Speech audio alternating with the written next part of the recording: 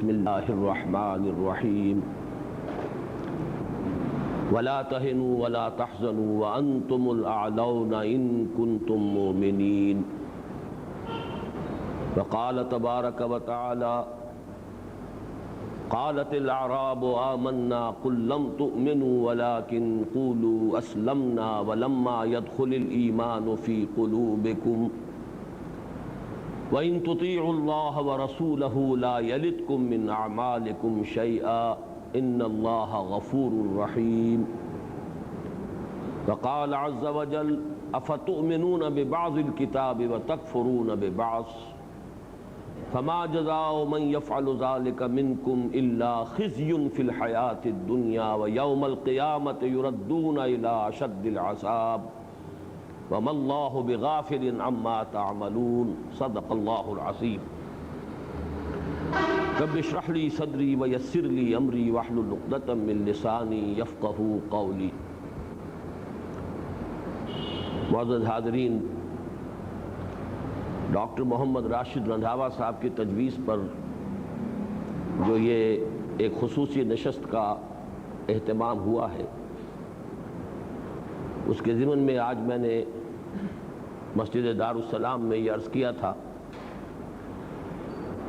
کہ اس میں خطاب یا درس 1 گھنٹے تک محدود رہے گا اور پورا موقع ہوگا جو بھی حاضرین اور شرکائے محفل ہیں ان سب کے لیے بالعموم اور وابستگان انجمن کے لیے بالخصوص کہ وہ سوال کریں اور اس کا جواب جو بھی میں وضاحت کر سکتا ہوں میں وہ پیش کر دوں۔ ایک دوسری بات میں یہ عرض کرنا چاہتا ہوں کہ یہ درس چونکہ اس شکل میں 2 ماہ کے بعد منعقد ہوا کرے گا، لہذا اس میں کوئی مسلسل مضمون نہیں رکھا جا سکتا۔ یہ بجائے درس کے کسی معین موضوع پر گفتگو پر مشتمل ہوگا۔ آج کے لیے میں نے قرآن منبع ایمان کا عنوان تجویز کیا ہے۔ اس کا جو پس منظر ہے وہ میں چاہتا ہوں کہ پہلے بیان کر دوں۔ اس وقت عالمی سطح پر جو مسلمانوں کا حال ہے، جو بھی صاحب احساس شخص اس کے بارے میں غور کرتا ہے اس کے سامنے کچھ سوالات آتے ہیں۔ انہی دنوں میں نے بعض تقاریر جو امریکہ میں اور سعودی عرب میں کی، ان میں نے ان سوالات کو 2 اشعار کے حوالے سے سامنے رکھا۔ ایک علامہ اقبال کا وہ مشہور شعر جو ان کی مشہور نظم شکوہ میں آیا ہے، رحمتیں ہیں تیری اغیار کے کاشانوں پر اور برق گرتی ہے تو بیچارے مسلمانوں پر۔ اور دوسرے ہیں آج کیوں ذلیل کہ کل تک نہ تھی پسند گستاخی فرشتہ ہماری جناب میں۔ اس لیے کہ ایک طرف تو اگر ہم یہ دیکھیں کہ اس وقت ہم کبھی کبھی اس پر فخر بھی کرتے ہیں کہ 1 بلین سے زیادہ مسلمان دنیا میں ہیں، یعنی 1000 ملین سے زیادہ، 1 ارب سے زیادہ۔ پھر یہ کہ رقبہ کتنا وسیع و عریض ہے، انڈونیشیا اور ملائیشیا سے لے کر موریتانیہ تک سالڈ بلاک ہے۔ اس میں صرف بھارت بیچ میں آتا ہے، ایک تکون ایسی ہے کہ جس میں مسلمان اکثریت میں نہیں ہیں، لیکن اکثریت میں ہو نہ ہو وہاں بھی کم و بیش 20 کروڑ مسلمان آباد ہیں۔ اتنی بڑی تعداد، اتنا وسیع رقبہ، اور جتنے وسائل ہو سکتے ہیں سب وسائل اس علاقے میں موجود ہیں۔ آج کل کے اعتبار سے سب سے بڑی دولت تیل کی دولت، سیال سونا، اس کا سب سے بڑا ذخیرہ جو ہے وہ مسلمانوں کے پاس ہے۔ دولت کی کوئی کمی نہیں، انبار ہے دولت کی۔ اس سب کے باوجود جس شے کا نام عزت اور وقار ہے وہ مسلمانوں کے ہاں سے رخصت ہو چکی۔ مجھے علامہ اقبال کی وہ نظم جو ہے عبد القادر روہیلا پر جو لکھی ہے انہوں نے، اس کا آخری مصرع جو ہے وہ بعض اوقات جو ہے تڑپا جاتا ہے۔ عبد القادر روہیلا کی زبان سے یہ الفاظ ادا کیے ہیں علامہ اقبال نے کہ غیرت نام تھا جس کا گئی تیمور کے گھر سے، وہ کیفیت ہے کہ عزت نام تھا جس کا، گئی اسلام کے گھر سے۔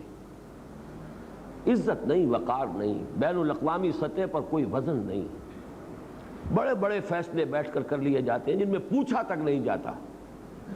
کہاں تو علامہ اقبال کا وہ شعر کہ خودی کے بارے میں کہا، خودی کو کر بلند اتنا کہ ہر تقدیر سے پہلے خدا بندے سے خود پوچھے بتا تیری رضا کیا ہے۔ کہاں یہ کہ مسلمانوں کی قسمتوں کے فیصلے ہو جاتے ہیں اوپر بیٹھ کر اور ان سے پوچھا تک نہیں جاتا۔ آخر اس کی وجہ کیا ہے آج کیوں ذلیل کہ کل تک نہ تھی پسند، گستاخی فرشتہ ہماری جناب۔ دوسرا وہ جو میں نے عرض کیا کہ اغیار کو دیکھیے، آج میں جمعے میں تفصیل سے عرض کر چکا ہوں، وہاں ہمیں نظر آتا ہے کہ انتشار ختم ہو رہا ہے، بڑے پرانے دشمن گلے مل رہے ہیں، بڑے بڑے ملک یہاں تک کہ بر اعظم متحد ہو رہے ہیں، اور اس کے برعکس نقشہ یہ ہے کہ ہم تقسیم در تقسیم، تشتت و انتشار، تصادم ہی نہیں خون ریز خانہ جنگی جو ہے شدید تصادم، اس کا نقشہ امت مسلمہ پیش کر رہی ہے۔ دو جرمنی ایک ہو گئے، دیکھتے ہی دیکھتے پورا یورپ ایک اقتصادی وحدت کی شکل تو کتنے ہی سال ہو گئے کہ اختیار کر چکا ہے، اور اب تو واقعہ یہ ہے کہ ورچوئل یونیفیکیشن آف یورپ سامنے ہے۔ اس میں رکاوٹ اگر تھی تو جرمنی ہی کی تھی، اور وہ رکاوٹ دور ہو چکی۔ اور پھر وہ کولڈ وار کے پرانے حریف، پوری دنیا کی بین الاقوامی سیاست جو ہے اس کولڈ وار کے گرد گھومتی تھی، کبھی کنٹینمنٹ آف رشیا اور کبھی کنٹینمنٹ آف چائنا، اسی پر سارے نقشے بن رہے تھے، نیٹو اور سیٹو اور سینٹو اور میڈو، نہ معلوم کیا کیا کچھ، اور آج وہ ایک ہو رہے ہیں شیر و شکر۔ اس کے برعکس پاکستان جو ایک وحدت کی حیثیت سے وجود میں آیا تھا، 19 سال ہوئے دو لخت ہو چکا۔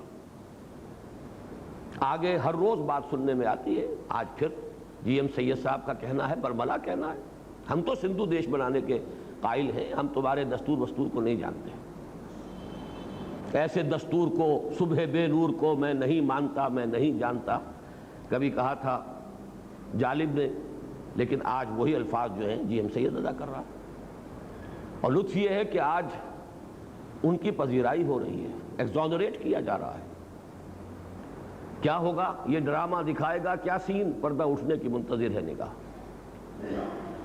ادھر جو کچھ ہوا افغانستان میں، مجاہدین نے اگر جام شہادت نوش کیا تو، اور ادھر سے اگر سرکاری جو افغان فوجی تھے وہ اگر ہلاک ہوئے تو وہ کون تھے؟ ادھر بھی مسلمان ادھر بھی مسلمان۔ اتنی طویل جنگ جاری رہی ایران اور عراق کی، کون مرے؟ شیعہ سنی کا فرق تو ہمارے نزدیک ہے، پوری دنیا تو انہیں مسلمان مانتی ہے، چاہے ادھر مرے چاہے ادھر مرے، لاکھوں کی تعداد میں۔ اور اب جو کچھ نظر آ رہا ہے وہ آپ کے سامنے، وہ تو میں نے آج نظم سنائی ہے وہاں جمعے میں عرشی بھوپالی کی، ڈاکٹر راشد رندھاوا صاحب نے آج 1952 کی ایک یاد تازہ کر دی تھی۔ 1952 ہی میں نے یہ نظم شائع کی تھی عزم میں، جس کو میں ایڈٹ کرتا تھا جمعیت طلبہ کے ناظم کی حیثیت سے، اور اس کے اشعار مجھے یاد آئے ابھی اپنے اس سعودی عرب کے سفر کے دوران، ریاض میں یاد آئے تقریر کے دوران، پھر میں نے آج تلاش کیا اور وہ نظم مجھے مل گئی۔ جو الفاظ انہوں نے کہے تھے اس وقت کوریا کے بارے میں کہ یہ درندے خدا کی دھرتی کو، کوریا کی غریب بستی کو ناگاساکی بنا کے چھوڑیں گے، ہیروشیما بنا کے چھوڑیں گے۔ آج جو عالم عرب کا قلب ہے وہ اس خطرے سے دوچار ہے، تہس نہس ہو کر رہ جائے گا پورا علاقہ، وہ چاہے صدام حسین کے کیمیاوی ہتھیار ہوں اور چاہے امریکہ کے ایٹمی ہتھیار ہوں، تہس نہس تو وہی علاقہ ہوگا۔ یورپ اب اتنا سمجھدار ہو چکا ہے، وہ بالکل نیوٹرل ہو جائے گا، اور جو تیسری عالمگیر جنگ ہے اب وہ اس جگہ لڑی جائے گی۔ اس صدی میں 2 عالمگیر جنگوں میں یورپ برباد ہوا، تباہ ہوا، اب اسے عقل آ گئی ہے، اب یہ سارے ہتھیار جو ہیں ٹیسٹ ہوں گے اس جگہ پر، تاکہ اصل نقصان انہیں نہ پہنچے، مسلمانوں کو پہنچے، اور ظاہر ہے ادھر سے بھی مریں گے تو مسلمان، ادھر سے مریں گے تو مسلمان۔ یہ ساری کیفیات ہیں، سوال ان دونوں کا ایک ہی بنتا ہے، ایسا کیوں ہے؟ اس کے 2 جواب ہیں جو مجھے قرآن مجید سے معلوم ہوئے۔ پہلا جواب بہت سادہ، بہت واضح، غیر مبہم، سورہ آل عمران کی آیت نمبر 139، وَلَا تَهِنُوا وَلَا تَحْزَنُوا وَأَنْتُمُ الْأَعْلَوْنَ إِن كُنتُم مُؤْمِنِينَ۔ مسلمانوں گھبراؤ نہیں، پریشان نہ ہو، ڈھیلے نہ پڑو، ہمتیں تمہاری پست نہ ہونے پائیں، ہمارا وعدہ ہے کہ تم ہی سربلند رہو گے اگر مومن ہوئے۔ اللہ کا وعدہ تو سچا ہے، اللہ جھوٹا نہیں ہے، معاذ اللہ ثم معاذ اللہ، اللہ ظالم نہیں ہے۔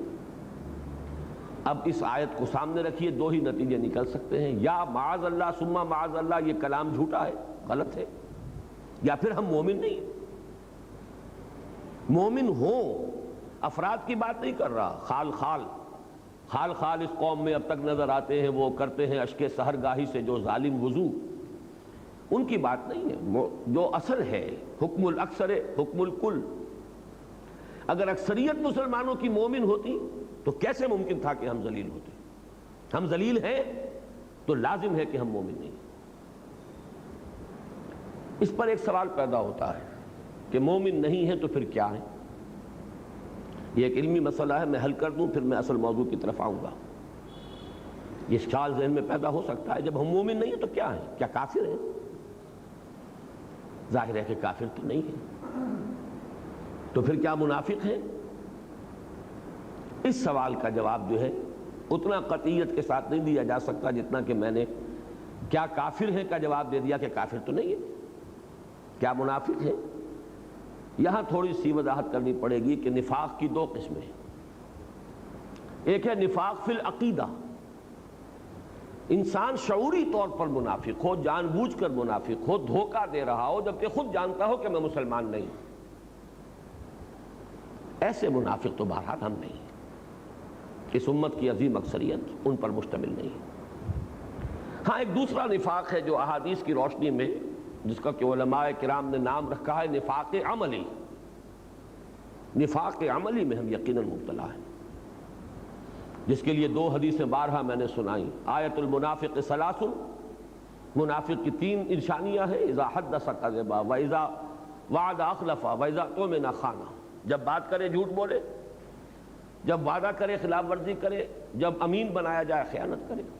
دوسری حدیث میں ایک چوتھی چیز واذا خاصم فجر، جب کہیں جھگڑا ہو جائے، اختلاف ہو جائے تو آپے سے باہر ہو جائے، گالم گلوچ پر، سب و شتم پر، دنگا فساد پر آمادہ ہو جائے۔ یہ چاروں اوصاف ہمارے اندر موجود ہیں، بحیثیت قوم، بحیثیت مجموعی یہ چیزیں موجود ہیں۔ لیکن یہ کہ اصل شے یہ ہے کہ جس کو کہ ہم کہتے ہیں منافق عقیدہ، وہ ہم نہیں ہیں۔ تو پھر کیا ہے؟ یہ ہے وہ مسئلہ جس کو کہ الحمدللہ حل کیا امام ابن تیمیہ رحمۃ اللہ علیہ۔ ایک بڑا پیچیدہ مسئلہ تھا جس کے لیے کہ میں نے آیت مبارکہ تلاوت کی، سورہ حجرات کی آیت نمبر 14۔ قالت الاعراب آمنا، یہ بدو کہتے ہیں ہم ایمان لے آئے۔ قل لم تؤمنوا، اے نبی کہہ دیجئے تم ایمان نہیں لائے ہو، ولکن قولوا اسلمنا، بلکہ یوں کہو کہ ہم مسلمان ہو گئے، ہم نے اسلام قبول کر لیا، ہم نے اطاعت قبول کر لی۔ وَلَمَّا يَدْخُلِ الْإِيمَانُ فِي قُلُوبِكُمْ، اور ابھی تک ایمان تمہارے دلوں میں داخل نہیں ہوا۔ یہ ایک بہت اہم مسئلہ ہے کہ ایک ایسی کیفیت بھی ہوتی ہے کہ انسان ظاہر کے اعتبار سے مسلمان ہے، باطن میں نہ ایمان ہے نہ نفاق ہے۔ نفاق کیوں نہیں ہے؟ اس آیت کا جتنا حصہ میں نے پڑھا ہے اس سے یہی متبادر ہوتا ہے کہ پھر وہ منافق ہوگا جب مومن ہے نہیں، ایمان دل میں داخل نہیں ہوا تو منافق ہوگا۔ لیکن اگلا حصہ یہ ہے کہ وَإِن تُطِيعُوا اللَّهَ وَرَسُولَهُ لَا يَلِتْكُم مِّنْ أَعْمَالِكُمْ شَيْئًا، اگر تم اللہ اور اس کے رسول کی اطاعت کرتے رہو گے تو وہ تمہارے اعمال میں سے کچھ کمی نہیں کرے گا، اس کے اجر و ثواب سے تمہیں محروم نہیں رکھے گا۔ ان اللہ غفور الرحیم، اللہ غفور الرحیم ہے۔ اب اگر ایک ایسا شخص جس کے بارے میں لم تؤمنوا بھی کہا، تم ایمان نہیں لائے ہو، وَلَمَّا يَدْخُلِ الْإِيمَانُ فِي قُلُوبِكُمْ بھی کہا، ایمان ابھی تمہارے دلوں میں داخل نہیں ہوا ہے، لیکن اس کے بعد یہ فرمایا جائے کہ اگر تم اطاعت کرتے رہو گے تو تمہاری اطاعت قبول ہو جائے گی، عمل جو ہے اس کے اجر و ثواب سے محروم نہیں رہو گے، اس سے ثابت ہو گیا وہ منافق تو نہیں ہے۔ منافق کا تو کوئی عمل بھی اللہ کے ہاں قبول نہیں. تو معلوم ہوا کہ یہ ہے بین بین کی ایک کیفیت. ہمارے بہت سے حضرات کو اس آیت کا مفہوم یہی سمجھ میں آیا کہ یہ منافق ہے. امام ابن تیمیہ نے اس کو واضح کیا ہے، کتاب الایمان ان کی ایک بڑی مشہور کتاب ہے. انہوں نے اس آیت کے حوالے سے کہا ہے کہ ایک ایسی کیفیت بھی ہو سکتی ہے کہ ایک شخص قانوناً ظاہراً مسلم ہے، اس کے دل میں نہ ایمان ہے نہ نفاق ہے، بلکہ ایک خلا کسی کیفیت ہے، دل میں کچھ بھی نہیں، دل خالی. اس کو میں سمجھایا کرتا ہوں کہ جیسے کہ آپ کو معلوم ہے کہ +1 +2 +3 ایک طرف یہ ویلیوز بڑھتی چلی جاتی ہیں، دوسرے سائڈ پر -1 -2 -3 -انفینٹی یہ بڑھ جائیں گی. دونوں کے درمیان ایک زیرو لیول آتا ہے. ایک زیرو لیول بھی ہے کہ اندر کچھ نہیں، نہ ایمان مثبت طور پر نہ نفاق منفی طور پر، لیکن عمل میں انسان مسلمان ہے. یہ ایک بہت بڑا اللہ کا فضل و کرم ہے، اس کی رعایت ہے. اس حالت میں بھی جو انسان اطاعت کرے گا اس کی اطاعت قبول ہے. حالانکہ اصول تو یہ ہو سکتا تھا اگر ہمارے ہاتھ میں ہوتا فیصلہ، تو ہم تو بڑے سخت لوگ ہیں، فتویٰ دینے میں تو کوئی سختی کرنے میں کمی کرتے نہیں، لہذا ہم تو کہتے ہیں کہ ایمان نہیں ہے تو کوئی عمل قبول نہیں. اللہ نے اسی لیے اپنے 2 اسماء و صفات کا حوالہ دیا، ان اللہ غفور الرحیم، اللہ غفور الرحیم ہے. لہذا اس کی شان غفاری اور شان رحیمی کا صدقہ سمجھو کہ اس حال میں بھی اگر تم اطاعت کرو گے تو اطاعت قبول ہوگی. البتہ اب اس کے بعد جو ہے مضمون وہ تیسری آیت جو میں نے تلاوت کی تھی اس کے حوالے سے واضح ہوگا. اگر تم مسلم ہو تو اطاعت تمہیں پوری کرنی ہوگی، جزوی اطاعت نہیں ہے، جزوی فرما برداری نہیں ہے، بلکہ ڈھٹائی ہے، گستاخی ہے، استہزاء ہے اللہ کا اور اس کی شریعت کا. اطاعت تو وہی ہوگی جو کلی ہو، پوری اطاعت ہو. کبھی خطا ہو جائے یہ بات دوسری ہے، آدمی فوراً رجوع کرتا ہے، توبہ کرتا ہے. جیسے کہیں کیلے کے چھلکے پر پاؤں آ گیا، پھسل گئے، آپ گر گئے، لیکن یہ کہ اس کے فوراً بعد آپ اٹھتے پڑے نہیں رہتے وہاں. اسی کا نام توبہ ہے، اسی کا سورہ نساء میں ذکر آیا ہے، انما التوبۃ علی اللہ للذین یعملون السوء بجہالۃ ثم یتوبون من قریب. جذبات کی رو میں بہہ کر کوئی غلطی ہو جائے تو فوراً توبہ کر لیں، تو ایسے شخص کی توبہ کو قبول کرنا اللہ نے اپنے اوپر واجب کر لیا. لیکن مستقل ڈیرا ڈال لینا کسی معصیت پر، کسی گناہ پر، اپنی معاش میں، اپنی معاشرت میں مستقلاً اللہ کے کسی ایک حکم کی خلاف ورزی، یہ بھی در حقیقت گویا کہ آپ نے دین کو پھاڑ دیا، ٹکڑے کر دیا. فرقوا دینہم، انہوں نے اپنے دین کو ٹکڑے ٹکڑے کر دیا کہ ایک حصہ قبول سر آنکھوں پر، دوسرا حصہ پاؤں تلے. یہ ہے جس کے لیے میں نے سورہ بقرہ کی آیت نمبر 85 کا نصف تلاوت کیا ہے. افتؤمنون ببعض الکتاب وتکفرون ببعض، کیا تم ہماری کتاب اور شریعت کے ایک حصے کو مانتے اور ایک کو نہیں مانتے؟ دونوں ہماری ہی کتاب کے حصے ہیں، دونوں حکم ہماری کتاب میں ہیں، ایک سر آنکھوں پر اور ایک پاؤں تلے روکتے رہے ہو. فما جزاء من يفعل ذلك منكم الا خزي في الحیاۃ الدنیا.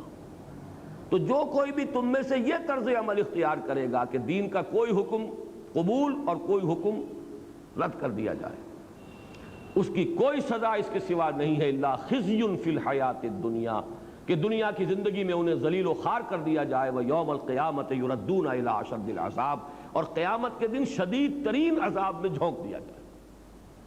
یہاں وہ لفظ آ گیا خزیٌ، ذلت، رسوائی. ہیں آج کیوں ذلیل کہ کل تک نہ تھی پسند، گستاخی فرشتہ ہماری جناب میں. اس لیے ذلیل ہیں کہ جو دیندار ہیں وہ بھی پورے کے پورے دین کے اوپر عمل کرنے کو تیار نہیں.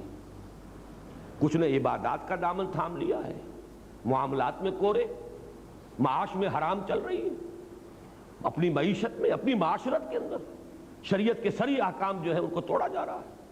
کوئی کسی کے پاس کوئی عذر ہے، کسی کے پاس کوئی عذر ہے.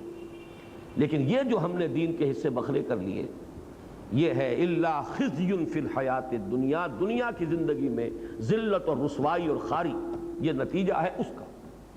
اور قیامت کے دن جو کچھ ہونا ہے اللہ تعالیٰ معاف فرمائے. اس آیت سے تو ثابت ہو رہا ہے کہ جو بدترین کافر ہیں ان سے بھی زیادہ شدید عذاب ان لوگوں کو ہوگا، اشد العذاب. جنہیں عربی کی شد بدھ بھی ہے وہ بھی جانتے ہیں، یہ افعال التفضیل کا صیغہ ہے. یہ کمپیریٹیو ڈگری نہیں، یہ سپرلیٹیو ڈگری ہے۔ ایڈجیکٹوز کی وہ جو 3 فارمز ہوتی ہیں، یہ تو سپرلیٹیو، اشد العذاب، عذاب کی شدید ترین صورت جو ہے اس کے اندر جھونکے جائیں گے وہ لوگ جو دین کو اس طریقے سے تقسیم کر لیں کہ ایک حصہ قبول، ایک حصہ رد۔ اب آپ پوری امت کو دیکھ لیجئے ہمارا حال کیا ہے۔ زیادہ سے زیادہ دین نماز روزے کا ہے۔ 45 ہے کہ 44 ہے کہ 46 ملک ہیں مسلمان، کسی ایک ملک کے اندر بھی وہ دین اپنی کلیت کے ساتھ اپنی کامل صورت کے اندر کہیں نافذ ہے، قائم ہے؟ یہ ہے دوسرا جواب۔ اب ان دونوں جوابوں کو پھر جمع کر لیجئے تو ہمارے سامنے بس ایک حل ایک ہی رہ جاتا ہے، ایمان۔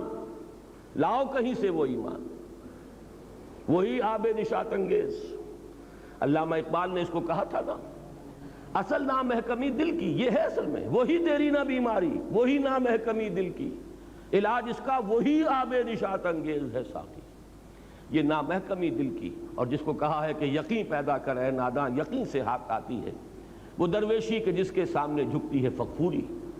پہلے جواب کا تو لازمی نتیجہ یہی ہے کہ اگر ہماری ذلت ہے اس وجہ سے کہ ایمان نہیں ہے تو ایمان پیدا کر لیجئے، ذلت خود بخود عزت سے تبدیل ہو جائے گی۔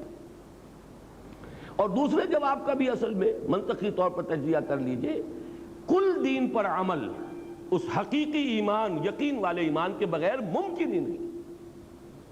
جزوی دین پر عمل تو ہم روایتی طور پر بھی کرتے ہیں، کچھ خاندانی روایات ہیں، کچھ معاشرتی روایات ہیں، کچھ قومی روایات ہیں، کچھ ہمارا کلچر ہے، کچھ ہماری تہذیب ہے، کچھ بچپن سے کچھ چیزوں کی عادت پڑ گئی ہے۔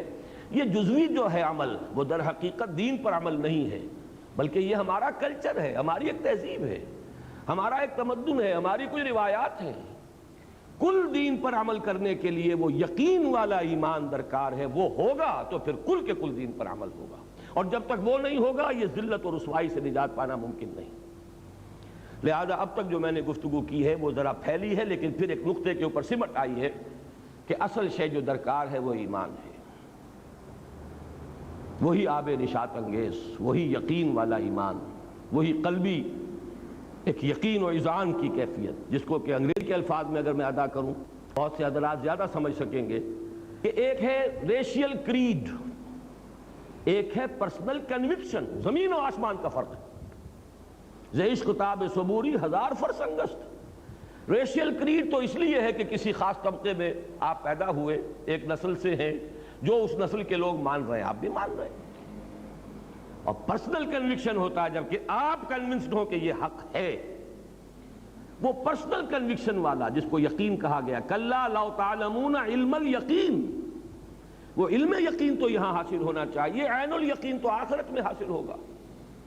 آنکھوں سے پھر جب ہم حقائق جب دیکھ لیں گے تب تو عین الیقین ہو جائے گا۔ الہاکم التکاثر حتی زرتم المقابر، کلا سوف تعلمون ثم کلا سوف تعلمون کلا لو تعلمون علم الیقین لترون الجحیم ثم لترونها عین الیقین ثم لترونها ثم لتسألن یومئذ عن النعیم۔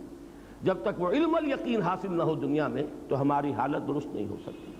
اب ہے اصل سوال وہ کہاں سے ملے؟ اس کو میں آج چاہتا ہوں، اگرچہ متفرق طور پر یہ مضامین پہلے بھی کبھی نہ کبھی بیان ہوئے ہیں، لیکن آج ذرا میں ایک چیز کو بالکل واضح کر کے، تجزیہ کر کے، اس کی تحلیل کر کے، انالیسس کر کے چاہتا ہوں کہ اچھی طرح آپ پر واضح ہو جائے ایمان، یقین والا ایمان پیدا کرنے کے ذرائع کون سے۔ جہاں تک میں آج کی تاریخ تک سمجھ پایا ہوں، اللہ تعالیٰ اور علم میں اضافہ فرمائے وَقُلْ رَبِّ زِدْنِی عِلْمًا، لیکن اس وقت تو میں کہہ رہا ہوں جو کچھ آج تک سمجھ میں آیا وہ یہ ہے کہ 3 ذرائع ہیں یقین والا ایمان حاصل کرنے کے۔ پہلا اور سب سے آسان اور سب سے سادہ وہ ہے ایسے اصحاب کی صحبت جو خود صاحب یقین۔ اس کو قرآن مجید میں کہا گیا ہے اس لیے کہ یہ جو میں نے ابھی آیت نمبر 14 آپ کو سنائی تھی سورہ حجرات کی، اس سے اگلی آیت نمبر 15 میں اولئک ھم الصادقون قرار دیا گیا ہے، جو سچے مومن ہیں۔ انما المؤمنون الذين آمنوا بالله ورسوله ثم لم يرتابوا وجاهدوا باموالهم وانفسهم في سبيل الله اولئك هم الصادقون۔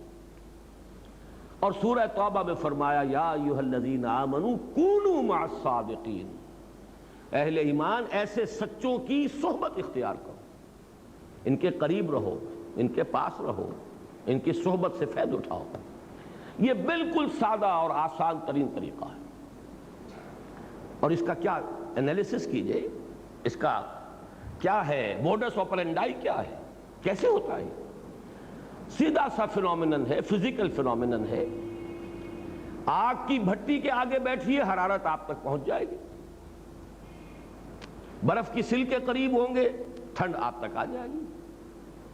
اسی طرح کوئی شخص جس کے اندر، جس کا قلب جو ہے ایمان کی دہکتی ہوئی بھٹی ہو، کیسے ممکن ہے کہ آپ اس کے قریب ہوں اور آپ میں ایمان سرایت نہ کرے؟ Just impossible. وہ تو ہوگا، اس کے چینلز ہم نہیں دیکھ سکتے، انویزیبل چینلز ہیں۔ دل را بدل رہے، دل کا دل سے ایک راستہ ہے۔ آج کل ہم دنیا میں جانتے ہیں ESP، ایکسٹرا سینسری پرسیپشن، تو کوئی ایکسٹرا سینسری کمیونیکیشن بھی ہے، دل سے دل کو بات پہنچتی ہے، کوئی زبان نہ ہو، کوئی الفاظ نہ ادا کیے جا رہے ہیں، کچھ نہ ہو، اور یہ تو دل را بدل رہیست، یہ تو خیر فارسی کا مقولہ ہے، حدیث نبوی کی طرف اشارہ کر رہا ہوں۔ حضور نے فرمایا اللہ کے کچھ بندے ایسے بھی ہوتے ہیں کہ جن کو دیکھ کر اللہ یاد آ جاتا ہے، اذا رؤوا ذکر اللہ، جب ان کو دیکھا جائے اللہ یاد آ جاتا ہے۔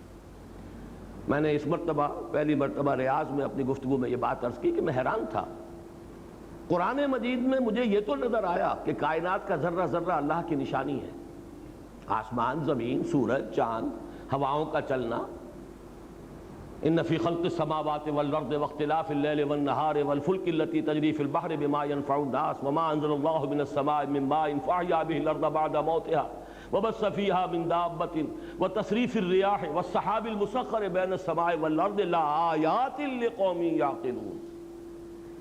لیکن کسی انسان کے آیت اللہ ہونے کا تصور قرآن مجید سے مجھے نہیں ملا تھا، تو میں حیران ہوتا تھا ایرانیوں پر کہ آیت اللہ کیسے کہہ دیتے ہیں کسی کو۔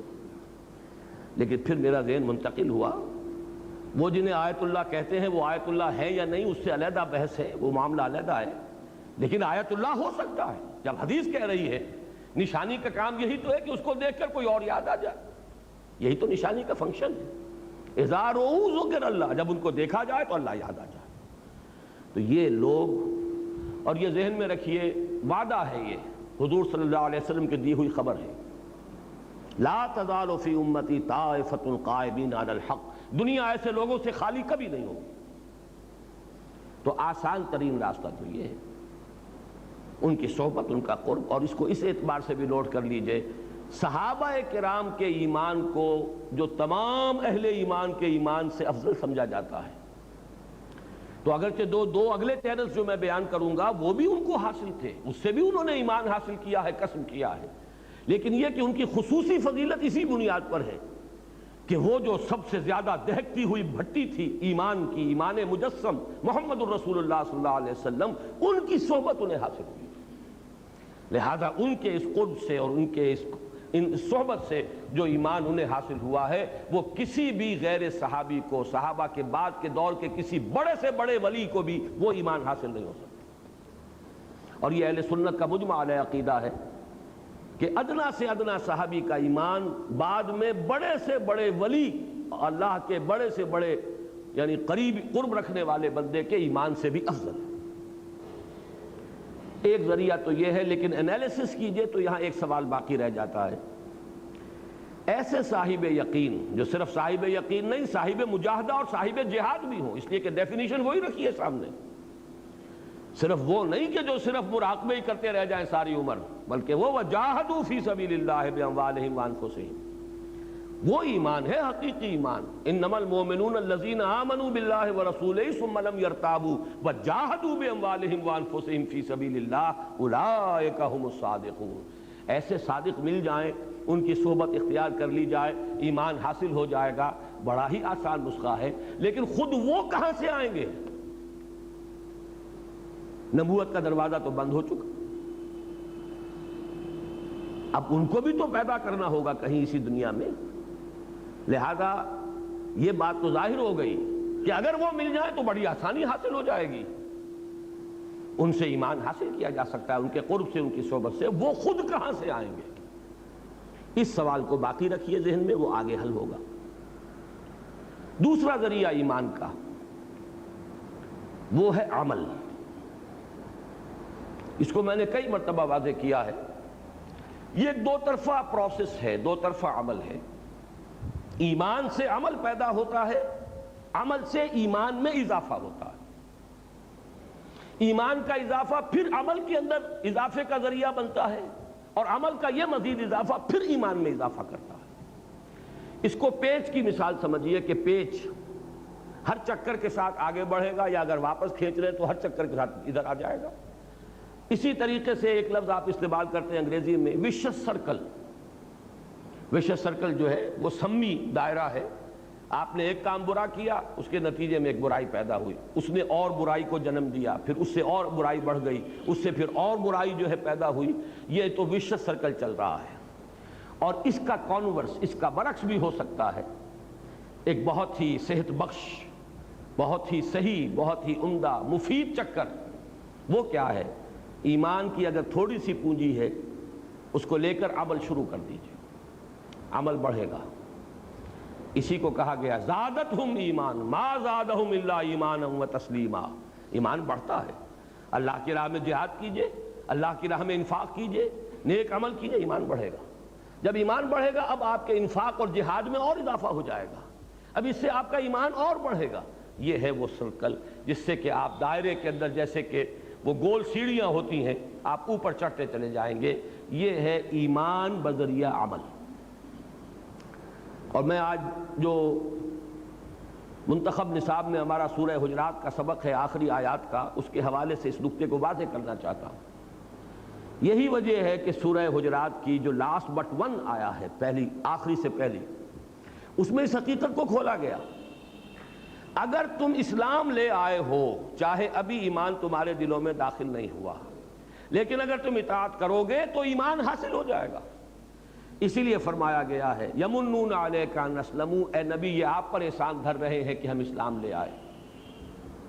قل لا تمنوا علی اسلامکم, کہہ دیجئے ان سے کہ تم مجھ پر اپنے اسلام کا کوئی احسان نہ دھرو. بل اللہ یمن علیکم ان ہداکم للایمان ان کنتم صادقین. اللہ تم پر احسان دھر رہا ہے, احسان جتا رہا ہے کہ تمہیں اس نے ایمان کے راستے پر ڈال دیا ہے. اب اگر عمل کرو گے, اطاعت کرو گے تو ایمان پیدا ہو جائے گا. یہ ہے وہ در حقیقت ایمان بذریعہ عمل. اور یہ میں اب توجہ دلا دینا چاہتا ہوں, ہمارے دور کی ایک بہت بڑی دینی تحریک یا مذہبی تحریک کہیے, وہ اسی طریقے کو اختیار کیے ہوئے ہیں. وہ ہے تبلیغی جماعت کی تحریک. یہی وجہ ہے ان کے ہاں اصطلاح ہے ایمان کی محنت. وہ عمل کے ذریعے سے اپیل کرتے ہیں. نکلو اپنے گھر سے, ماحول سے, دفتر سے, کاروبار سے, بازار سے, منڈی سے, ہر چیز سے نکلو اور نکل کر آ جاؤ. 40 دن مسجد میں رہو گے نا, ممکن ہے کہ کوئی نماز چھوٹ جائے, تمہاری جماعت جو ہے وہ فوت ہو جائے, رہو گے مسجد میں.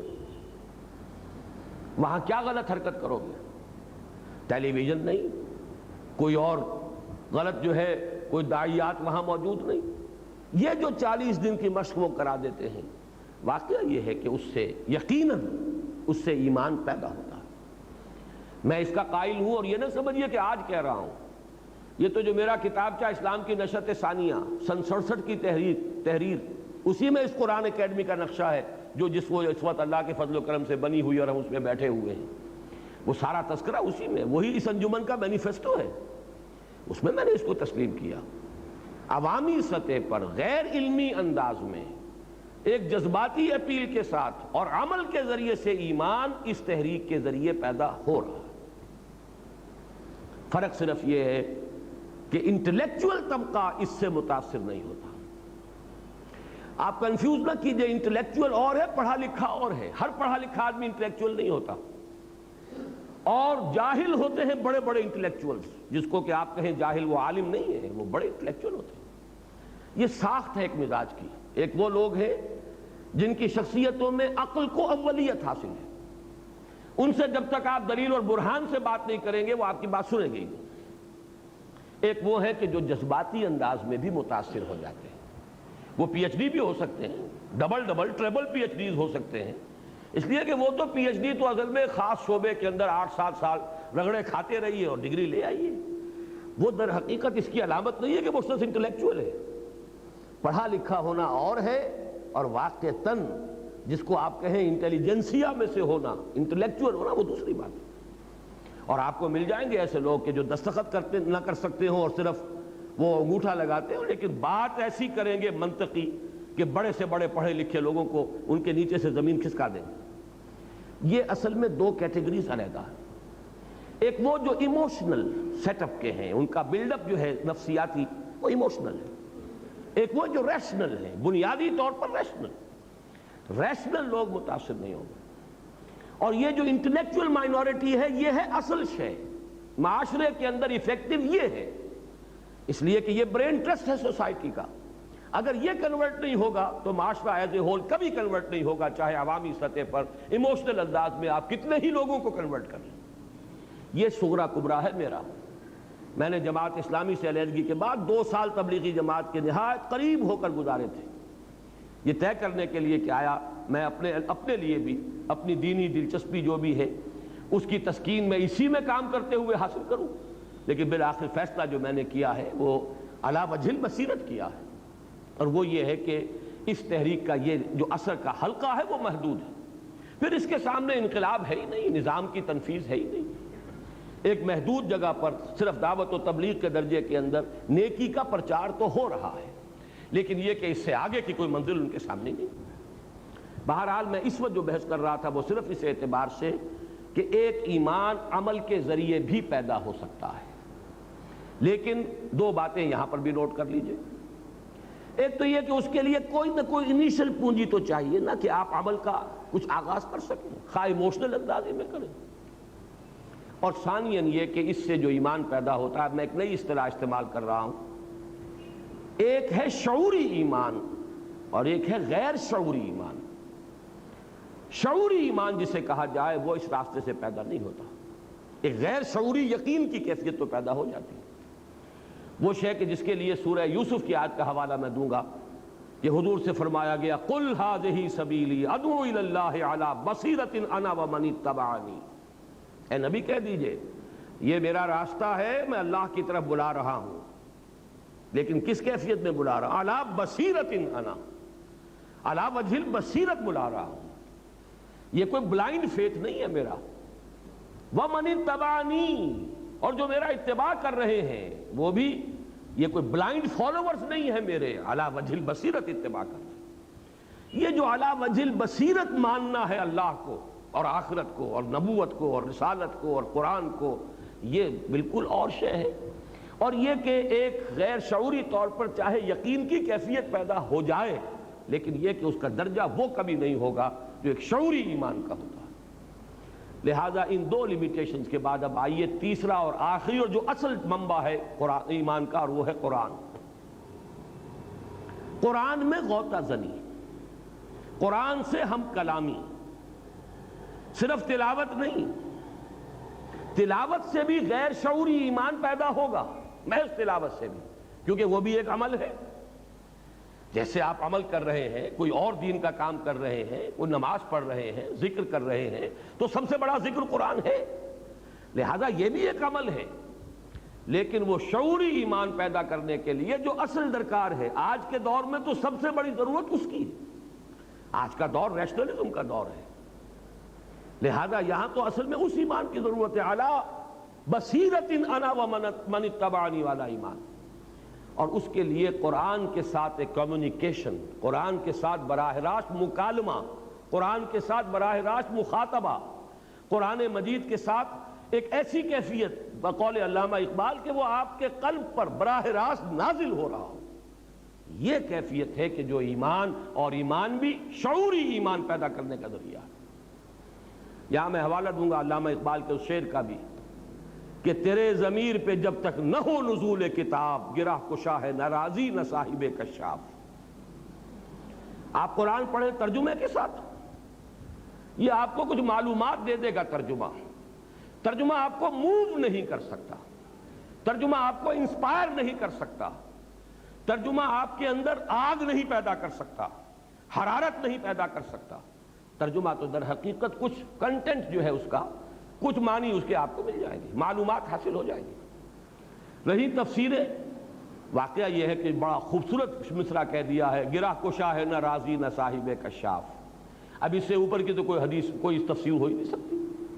امام رازی کی تفسیر معقولات اور ریشنل انداز کے اندر اس دور میں، اور زمخشری ان کی تفسیر جو ہے صاحب کشاف۔ اب ظاہر بات ہے کہ ان سے اوپر کوئی تفسیر نہیں، انہی سے خوشہ چینی کی ہے باقی مفسرین نے۔ تو فرمایا علامہ اقبال نے کہ ان میں سے کوئی بھی گرہ کشا نہیں ہے۔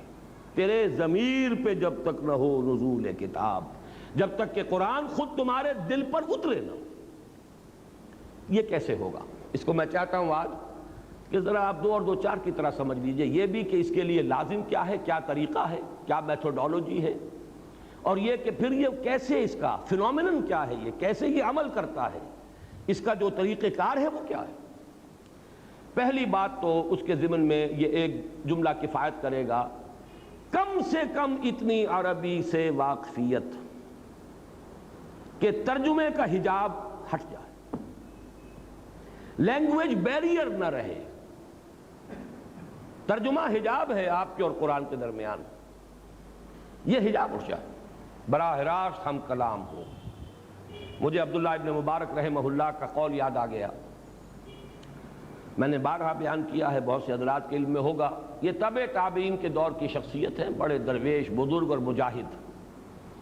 انہوں نے طے کیا ہوا تھا 6 مہینے ہر سال کے وہ محاذ جنگ پر، جو بھی جہاد ہو رہا تھا اس میں لگاتے تھے 6 مہینے گھر پر۔ لیکن اس 6 مہینے کے دوران بھی لوگوں سے ملتے جلتے نہیں تھے، مسجد گئے، نماز پڑھی اور گھر آ گئے۔ کسی نے ایک روز پوچھ لیا، اے عبداللہ آپ کی طبیعت اکتاتی نہیں تنہائی سے؟ آپ ملتے جلتے نہیں، ہنستے بولتے نہیں لوگوں سے، بس نماز پڑھی مسجد میں اور آ گئے۔ بڑا خوبصورت جواب تھا ان کا، تم مجھے تنہا سمجھتے ہو؟ میں تنہا نہیں ہوں، بلکہ شعر یاد آ گیا ہے مجھے اکبر الہ آبادی کا، پہلے وہ سن لیں۔ دیوانہ چمن کی سیریں نہیں ہے تنہا، عالم ہے ان گلوں میں، پھولوں میں بستیاں ہیں۔ میں چمن میں جاتا ہوں تو میں تنہا نہیں ہوتا، یہ تو ایک ایک پھول کے اندر ایک عالم ہے۔ دیوانہ چمن کی سیریں نہیں ہے تنہا، عالم ہے اس چمن میں، پھولوں میں بستیاں ہیں۔ بہرحال انہوں نے جو جواب دیا وہ یہ تھا، میں جب قرآن پڑھتا ہوں تو اللہ سے ہم کلام ہوتا ہوں، جب حدیث پڑھتا ہوں تو صحبت نبوی سے فیضیاب ہوتا ہوں، تم مجھے تنہا سمجھ رہے؟ قرآن سے ہم کلام ہونا، یا کم سے کم قرآن کو موقع دیجئے کہ وہ آپ سے ہم کلام ہو۔ ایک تو یہ کہ آپ قرآن سے ہم کلام ہو، آپ اپنے مسائل پیش تو کیجئے قرآن کے سامنے، غوطہ زنی کیجئے، پھر جواب لیجئے، اس سے ملے گے جواب آپ کو۔ حضرت علی کی وہ روایت میں نے بارہا سنائی ہے، فرماتے ہیں کہ حضور نے ارشاد فرمایا، انہا ستکون فتنۃ، ان قریب ایک بہت بڑا فتنہ رونما ہوگا۔ فرماتے حضرت علی کہ میں نے سوال کیا، مل مخرج منہا یا رسول اللہ، اے اللہ کے رسول اس فتنے سے نکلنے کا راستہ کون سا ہوگا؟ اب جو جواب ارشاد فرمایا ہے، کتاب اللہ فیہ خبر ما قبلکم و نبأ ما بعدکم و حکم ما بینکم۔ فتنے سے بچانے والی اور نکالنے والی ایک ہی شے ہے، وہ اللہ کی کتاب ہے، اس میں تم سے پہلوں کے بھی حالات ہیں، تمہارے بعد کے لوگوں کی بھی، بعد کی خبریں بھی موجود ہیں، تلاش تو کرو، اور تمہارے مابین جتنے اختلافات پیدا ہوں گے ان کا حل موجود ہے، تلاش کرنا ہے۔ جس کو اقبال نے تعبیر کیا ہے، قرآن میں ہو غوطہ زن اے مرد مسلمان، غوطہ زنی درکار ہے۔ یہ جان لیجئے کہ قرآن سے ہم کلام ہو، یہ تو اعلیٰ درجہ ہے، جیسے حدیث جبرائیل میں آیا ہے کہ احسان کی دو تعبیریں کی گئی ہیں، ان تعبد اللہ کانک تراہ فإن لم تکن تراہ فإنہ یراک۔ اصل تو مطلوب یہ ہے کہ تم اللہ کی بندگی ایسے کرو اور اس کے لیے ایسے بھاگ دوڑ کرو، وَأَن تَعْمَلَ لِلَّهِ كَأَنَّكَ تَرَاهُ فَإِن لَّمْ تَكُن تَرَاهُ فَإِنَّهُ يَرَاكَ، کہ جیسے کہ تم اسے دیکھ رہے ہو، اور اگر تم نہیں دیکھ رہے تو وہ تو دیکھ رہا ہے تمہیں، کم سے کم یہ استحضار تو رہے۔ میں نے ابھی غور کیا کہ اسی طرح کے الفاظ میری زبان سے نکل گئے ہیں کہ اول تو آپ خود قرآن سے ہم کلام ہو، ورنہ اسے تو موقع دیں کہ وہ آپ سے بات کر سکے، اور اسے موقع اسی وقت ملے گا جب آپ کے اور اس کے درمیان لینگویج بیریئر نہ ہو۔ زبان یار من ترکی و من ترکی نمی دانم، آپ نے تو روک دیا قرآن کو، آپ کے دل پہ کیسے اترے؟ وہ تو ظاہر بات ہے یہ اس کی شرط لازم ہے، اتنی واقفیت عربی زبان سے کہ قرآن آپ سے براہ راست ہم کلام ہو جائے، لینگویج بیریئر نہ رہے۔ کہیں کہیں مشکلات کے لیے تفاسیر کو آپ کنسلٹ کر لیں، کہیں کہیں کوئی شاذ لفظ آ گیا ہے اس کے لیے کہیں آپ لغت بھی دیکھ لیں، لیکن یہ کہ بائی اینڈ لارج قرآن آپ سے خود بخود براہ راست ہم کلام ہو رہا ہو، یہی ہے فینومینن۔ تیرے ضمیر پہ جب تک نہ ہو نزول کتاب، گرہ کشا ہے نہ راضی نہ صاحب کشاف۔ اب آئیے کہ اس کا فینومینن ہے کیا، یہ عمل کیسے ہوتا ہے؟ آیا یہ بات ڈاگمیٹک ہے، صرف خوش عقیدگی کے تحت کہا جا رہا ہے کہ قرآن منبع ایمان ہے؟ وہ جو ظفر علی خان کا شعر میں نے بارہا سنایا ہے آپ حضرات کو کہ وہ جنس نہیں ایمان جسے لے آئیں دکانیں فلسفہ سے، ڈھونڈے سے ملے گی عاقل کو یہ قرآن کے سیپاروں۔ یہ ہے جہاں سے قرآن ملے گا، یہ کیسے ملتا ہے؟ اس کو میں آپ سے شاید پہلے بھی عرض کر چکا ہوں کہ واقعہ یہ ہے کہ اب جو کچھ میں بیان کر رہا ہوں وہ علامہ اقبال کا فکر ہے۔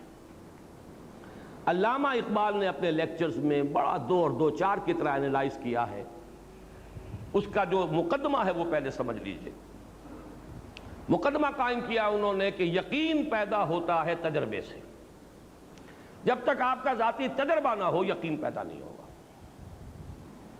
محض شنید چاہے ہزاروں آدمی آپ کو بتا رہے ہوں ایسا ہے ایسا ہے ایسا ہے ایسا ہے، میں مثال دیا کرتا ہوں نا کہ اگر کسی شخص نے چینی کبھی نہیں چکھی اور ہزاروں آدمی کہہ رہے ہیں وہ میٹھی ہوتی ہے میٹھی ہوتی ہے میٹھی ہوتی ہے، تو آپ ساری دلیل جو ہے اس کے لیے ہو جائے گی آخر کیا ضرورت پڑی انہیں جھوٹ بولنے کی، پھر جھوٹ پر اتنے لوگوں کا جمع ہو جانا محال ہے۔ یقیناً چینی میٹھی ہوگی، لیکن ہوگی سے آگے آپ نہیں بڑھ سکتے تاں کہ آپ چینی چکھ لیں، اب کہیں گے چینی میٹھی ہے۔ اس ہوگی اور ہے میں تو زمین و آسمان کا فرق ہے۔ ہوگی اور ہے، یہ ہے پرسنل کنوکشن ہے، اور یہ پیدا ہوا ہے ذاتی تجربے سے، اٹس یور اون ایکسپیرینس۔ اب لاکھ لوگ کہیں میٹھی نہیں ہے، آپ کہتے ہیں میں مان ہی نہیں سکتا، میں نے خود چکھی ہے۔ وہ مجھے فارسی کا مصرع یاد آ گیا، لذت این بادہ نہ دانی بخدا تا نہ چشی، اس شراب کی لذت تمہیں جان ہی نہیں سکتے تم جب تک کہ خود نہ چکھو۔ تو چکھنے سے معلوم ہوا کہ میٹھی ہے، یہ صغرا ہوا۔ علامہ اقبال کے استدلال کا صغرا یہ ہے۔ کبرا کیا ہے؟ تجربہ صرف ظاہری اور خارجی نہیں ہوتا، تجربہ باطنی بھی ہوتا ہے۔ یہ ہے انتہائی پیاری بات۔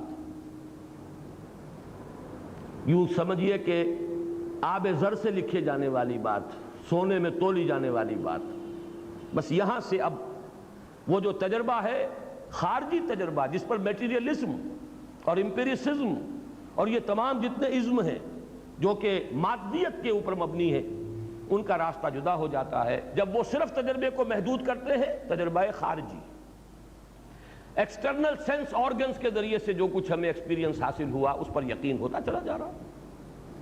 اقبال نے جو بات کہی کہ ایک تجربہ باطنی بھی ہوتا ہے، اندر کوئی چیز بتاتی ہے کہ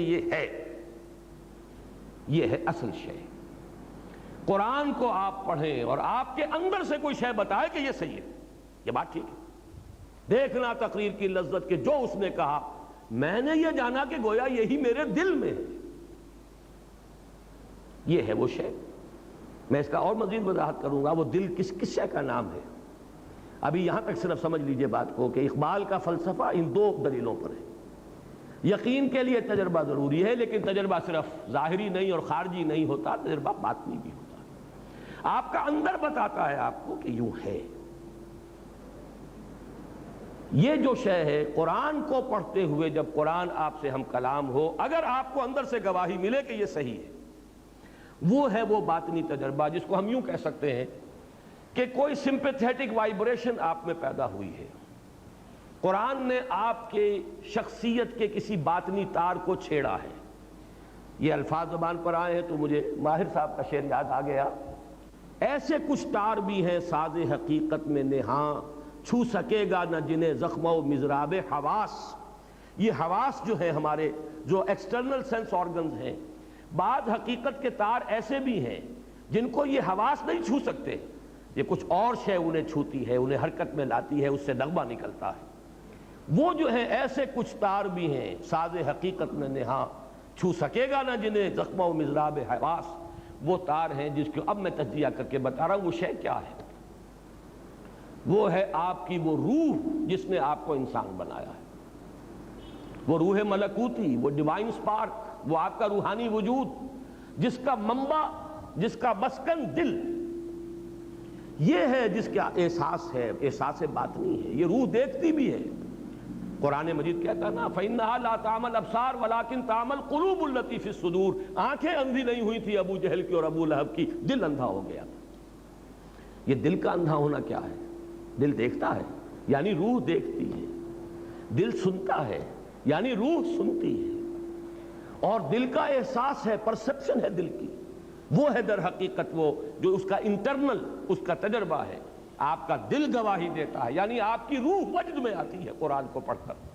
ایک بزرگ ہے اگی میں، وہ بہت ہی سادہ انداز میں بات کیا کرتے ہیں، بڑی پیاری بات ایک دفعہ انہوں نے کہی کہ قرآن اور ہماری روح یہ ایک ہی گاؤں کے رہنے والے ہیں، پہچانتے ہیں ایک دوسرے کو۔ روح کہاں سے آئی؟ یہ سلونک عن الروح قل الروح من امر ربی، اور یہ قرآن کہاں سے آیا؟ اس قرآن کا منبع بھی وہی ہے جو ہماری فطرت کا منبع ہے، فطرت اللہ التی فطر الناس علیہا، وہ روح جو ہم میں پھونکی گئی ہے اس کو اللہ نے کہا ہے من روحی فَإِذَا سَوَّيْتُهُ وَنَفَخْتُ فِيهِ مِن رُوحِي فَقَعُوا لَهُ سَاجِدِينَ۔ جب میں اس آدم کو تیار کر لوں، تخلیق مکمل کر دوں، نوک پلک سنوار دوں، سورہ ہجر میں بھی یہ آیت آئی ہے انہی الفاظ میں، اور سورہ صاد میں بھی آئی ہے فَإِذَا سَوَّيْتُهُ وَنَفَخْتُ فِيهِ مِن رُوحِي فَقَعُوا لَهُ سَاجِدِينَ، اپنی روح میں سے پھونک دوں تو گر پڑنا اس کے سامنے سجدے۔ وہ روح ہے ہمارے اندر، اور یہ روح وجد میں آتی ہے، قرآن اس پر نازل ہوتا ہے، وہ وجد میں آتی ہے، یہ وجد ہے وہ کیفیت۔ اسی کو میں نے چونکہ امام ابن تیمیہ کا نام آج آیا ہے، ان کے ایک شاگرد رشید حافظ ابن قیم رحمہ اللہ، ان کی ایک کتاب ہے الفوائد، چھوٹے چھوٹے شذرات ہیں۔ مفکرین جو ہیں ان کی ایک تصنیفی کیفیت یہ بھی ہوتی ہے، ایک تو یہ کہ ایک مکمل کتاب کا نقشہ بنا کر اس کے ابواب اور اس کی بحثیں، اور ایک یہ کسی وقت کوئی خیال آ گیا، کسی وقت کوئی اور خیال آ گیا، تو ایک طرح سے شذرات سے بن جاتے ہیں۔ تو الفوائد حافظ ابن قیم کی ایک ایسی کتاب ہے کہ قرآن کو پڑھتے ہوئے مختلف اوقات میں جو کیفیات وارد ہوئی ہیں انہوں نے علیحدہ علیحدہ، وہ اس کا کوئی باہمی ربط نہیں ہے، وہ الفوائد۔ اس میں ایک جو ہے اس میں لکھتے ہیں اللہ کے کچھ بندے ایسے بھی ہیں جو قرآن کو پڑھتے ہیں تو یوں محسوس کرتے ہیں کہ وہ مصحف سے نہیں پڑھ رہے بلکہ قرآن ان کے لوح قلب پر درج ہے، وہاں سے پڑھ رہے ہیں۔ اتنی ہم آہنگی ہوتی ہے ان کے فکر، ان کی سوچ، ان کے احساس، ان کی باطنی کیفیات، ان کی روحانی واردات اس میں، اور جو کچھ قرآن کہہ رہا ہے، اتنی ہم آہنگی ہوتی ہے، ایسی سمپیتھیٹک وائبریشن ہوتی ہے قرآن کو پڑھتے ہوئے کہ پھر ان کو وہ یقین کامل حاصل ہوتا ہے کہ جو میری فطرت کا منبع ہے وہی اس کلام کا منبع ہے۔ اور فطرت کا منبع کون ہے؟ فطرت اللہ التی فطر الناس علیہا، وہی اس کلام کا متکلم ہے۔ یہ فینومینن ہے، یہ طریقہ ہے جس سے قرآن اب ایک شعوری ایمان آپ کو عطا کرے گا۔ یہ ایمان اندھا بہرا نہیں ہوگا، یہ کانشس لیول کے اوپر ہوگا، آپ کے تھاٹ لیول پر ہوگا، آپ کی فکری سطح پر ہوگا۔ یہ قرآن آپ کی ہستی کے ان اندر کے تار جو ہیں، چھپے ہوئے تار جو حواس کی گرفت سے باہر ہیں، ان کو جنبش میں لائے گا، اس سے وہ نغمہ ملکوتی جو ہے وہ ظاہر ہوگا۔ اور اسی کو میں نے، جیسا کہ آپ حضرات کے علم میں ہے، سورہ نور کا جو وہ رکوع ہے آیات نور والا، اس کے دروس میں اسی بات کو واضح کیا کہ ایمان جس شے کا نام ہے وہ نور ہے، اور یہ نور دو نوروں سے مل کر وجود میں آتا ہے، دو نوروں کے امتزاج سے، نور علی نور۔ ایک نور نور فطرت ہے، یعنی نور روح جو اندر موجود ہے، ایک نور نور وحی ہے، قرآن پاک جو اس کے سامنے آتا ہے۔ اگر یہ دونوں چیزوں کی ہم آہنگی ہو جائے، اگر وہ لینگویج بیریئر ہٹ گیا ہو، نیت صاف ہو، طلب ہدایت ہو، اور اب یہ لینگویج بیریئر بھی نہیں ہے، ہم کلامی ہے، مخاطبہ ہے اللہ کے ساتھ اور قرآن کے ساتھ، یا کم سے کم قرآن مجید کو اپنے دل تک پہنچنے کے لیے کوئی راستے میں رکاوٹ آپ نے باقی نہیں چھوڑی ہے، تو اب آپ کو ایسی ہم آہنگی محسوس ہوگی، یہ دونوں نور جمع ہو جائیں گے، نور علی نور یہدی اللہ لنورہ من یشاء ویضرب اللہ الامثال للناس واللہ بکل شیء علیم۔ یہ ہے اصل راستہ۔ اللہ تعالیٰ نے حضور پر بھی صلی اللہ علیہ وسلم قرآن نازل فرمایا تو سورہ حدید کی ابھی آیت نمبر 9 ہے غالباً، جہاں جھنجھوڑا گیا مسلمانوں کو، گویا کہ مجھ سے اور آپ سے خطاب ہے۔ یہ تو آیت نمبر 7 میں ہے۔ کیا ہو گیا تمہیں مسلمانوں؟ کیوں ایمان پختہ نہیں رکھتے؟ یہ ڈھلمل یقین، یہ شکوک و شبہات والا ایمان، یہ ہوگا والا ایمان، یہ ہے والا ایمان کیوں حاصل نہیں ہو رہا تمہیں؟ وَمَا لَكُمْ لَا تُؤْمِنُونَ بِاللَّهِ وَالرَّسُولُ يَدْعُوكُمْ لِتُؤْمِنُوا بِرَبِّكُمْ وَقَدْ أَخَذَ مِيثَاقَكُمْ إِن كُنتُم مُؤْمِنِينَ۔ اس کے بعد فرمایا هُوَ الَّذِي يُنَزِّلُ عَلَىٰ عَبْدِهِ آيَاتٍ بَيِّنَاتٍ لِيُخْرِجَكُم مِّنَ الظُّلُمَاتِ إِلَى النُّورِ وَإِنَّ اللَّهَ بِكُمْ لَرَءُوفٌ رَحِيمٌ۔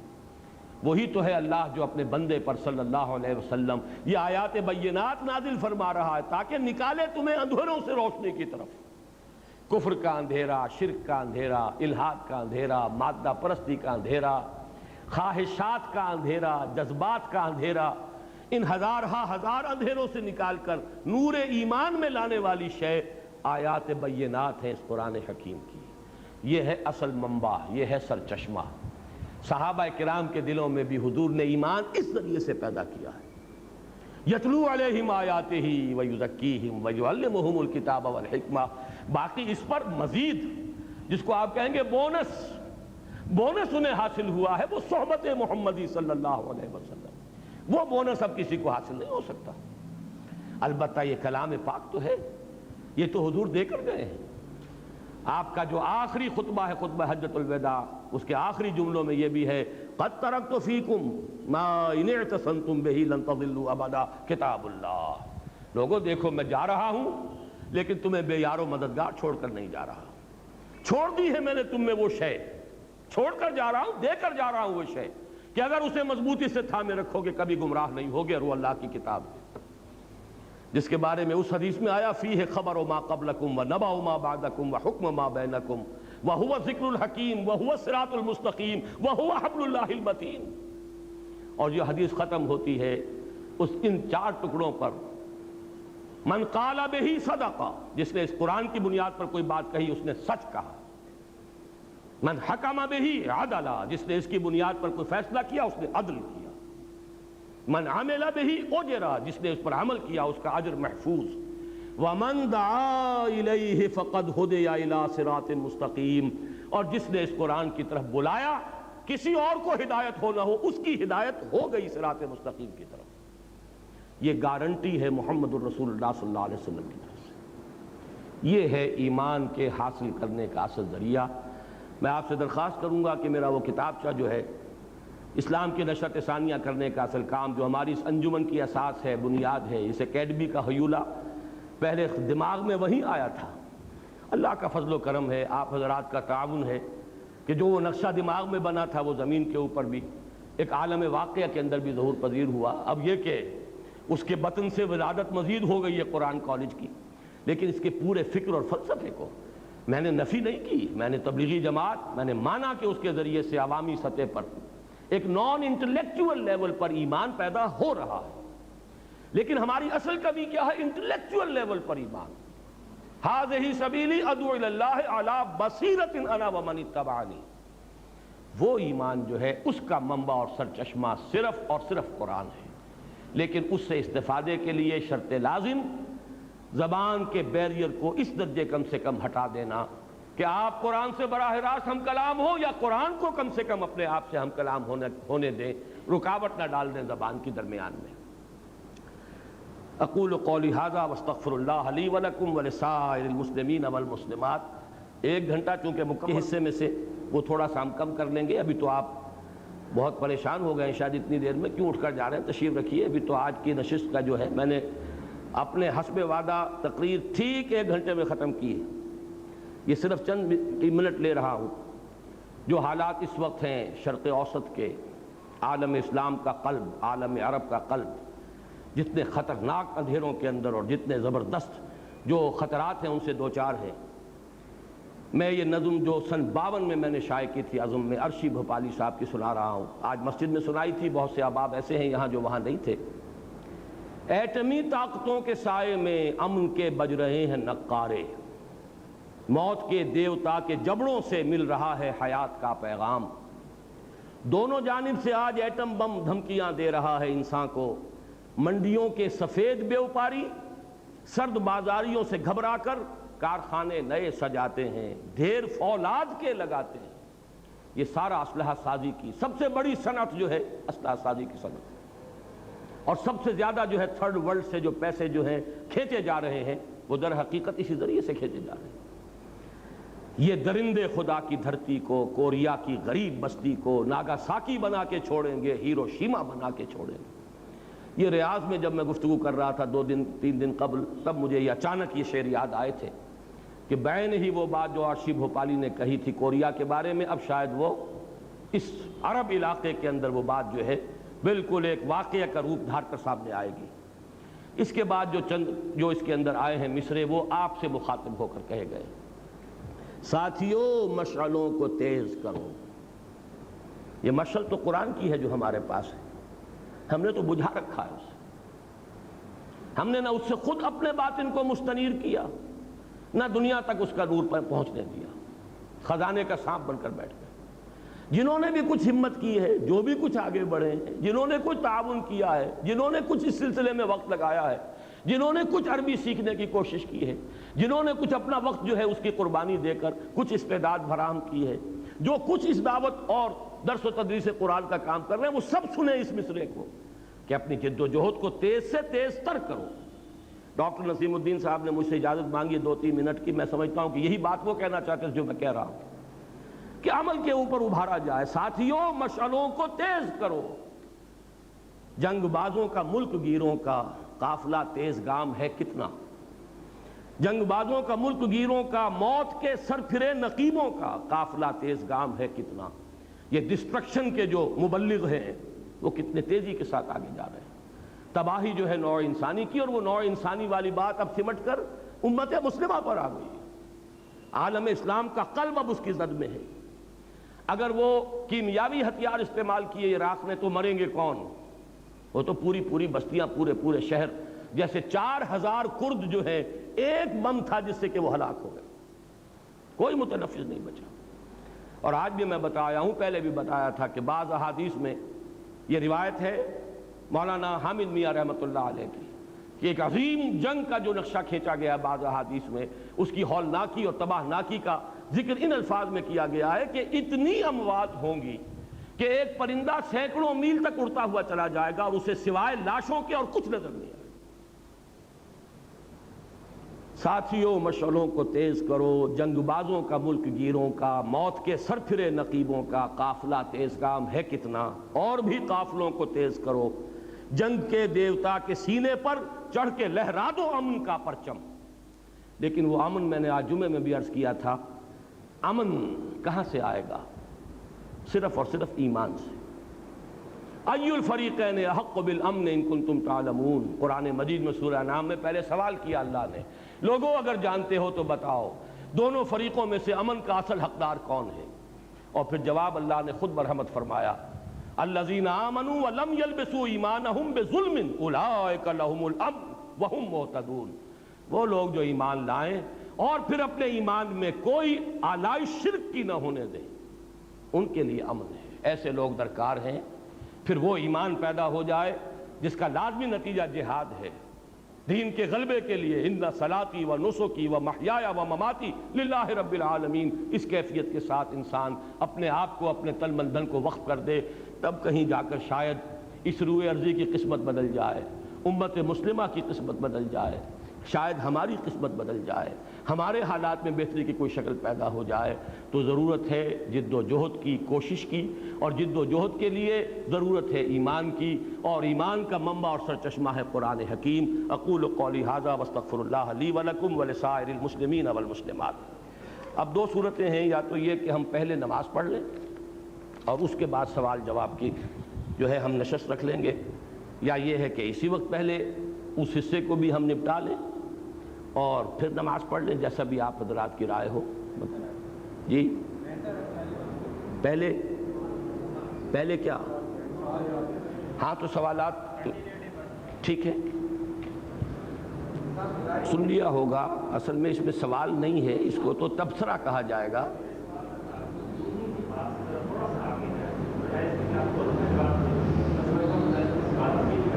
آپ تبصرے کر رہے ہیں، اختلاف کر رہے ہیں، چلیے لیکن اس میں کم سے کم اختصار سے تو کام لیجئے۔ یعنی ایک صاحب نے یہ فرمایا کہ آپ نے جو آخری بات فرمائی اس سے مجھے کامل اتفاق ہے، پہلی دو باتوں سے اختلاف ہے۔ میں یہ سمجھتا ہوں کہ میری آخری بات سے جسے اتفاق ہو گیا، میرے اصل کام سے تو اسے اتفاق ہو گیا، میں تو اسی کام میں لگا ہوا ہوں، میں نے اپنی زندگی اسی میں لگائی ہے، دعوت رجوع القرآن اور قرآن کا پڑھنا پڑھانا، تعلیم و تعلم قرآن، میں نے اور دوسرے چیزوں کو چھوڑ کر یہ راستہ اختیار کیا، اس سے اختلاف نہیں ہے، فبہا، اور کیا چاہیے مجھے۔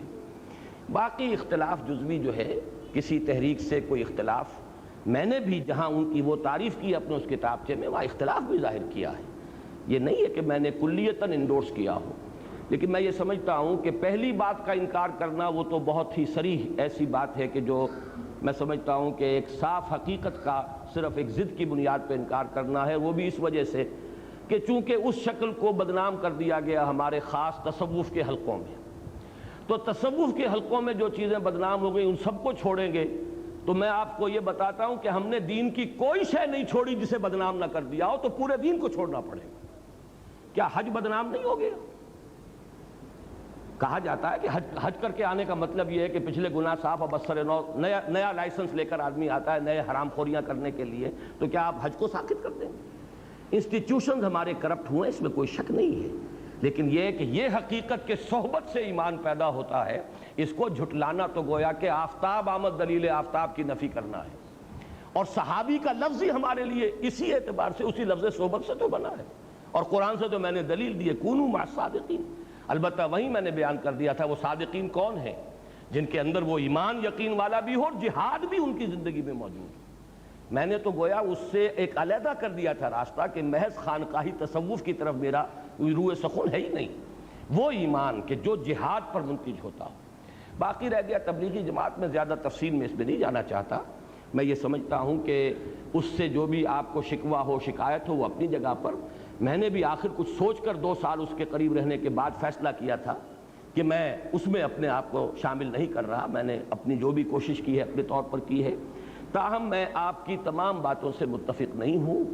آسان کام نہیں ہے جسے آپ سمجھتے ہیں، یہ کہہ دینا آسان ہے کہ بستر سر کے اوپر رکھ کر نکل جاتے ہیں، نکل کے دیکھیے تو آپ کو پتہ چلے گا کہ یہ بھی آسان نہیں ہے، اور یہ بھی در حقیقت ہم اس سے بچنے کے لیے ایک فراریت جو ہے وہ اختیار کرتے ہیں۔